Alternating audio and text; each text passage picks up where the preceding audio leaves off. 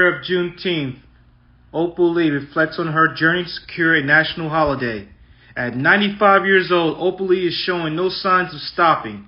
Her life story, including her famous trek from Fort Worth, Texas to Washington, D.C. to call on lawmakers to make Juneteenth a national holiday, has since become legendary, earning her the name Grandmother of Juneteenth. I decided that maybe if a little old lady, 89 years old, in tennis shoes walking from Fort Worth to Washington, somebody would pay attention. She told CBS News of her decision to undertake the walk. Lee would trek 2.5 miles at a time, a callback to the 2.5 years it took General Gordon Granger to arrive in Texas and inform enslaved black people of their freedom after the Emancipation Proclamation in 1865. She eventually delivered 1.5 million signatures to Congress and clinched victory when legislation passed last year. It was then signed by President Biden in the White House, establishing Juneteenth as a federal holiday.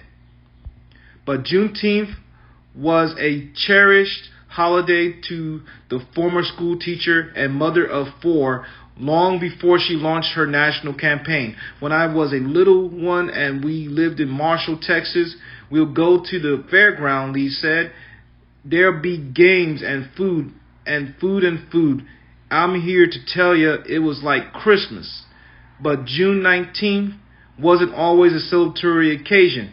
In 1939, when Lee was just 12 years old, her family moved to a home in Fort Worth and was torched by a white mob.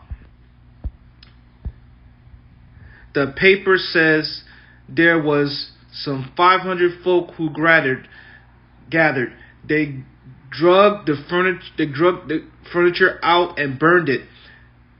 Burned the house too. My parents never ever talked to us about it. Not ever, Lee said. They accepted what happened. Despite what happened, she said her mother worked entirely until she was able to get another home.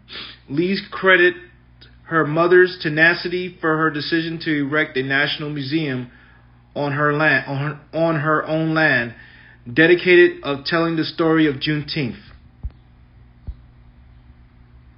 People think it's a black thing when it's not. It's not a Texas thing. It's not that. Lee said, Juneteenth means freedom, and I mean for everybody. When asked what she wants to be remembered for, she responded, I want them to know that the little old lady dreamed, and they can too, and that dreams can come to fruition.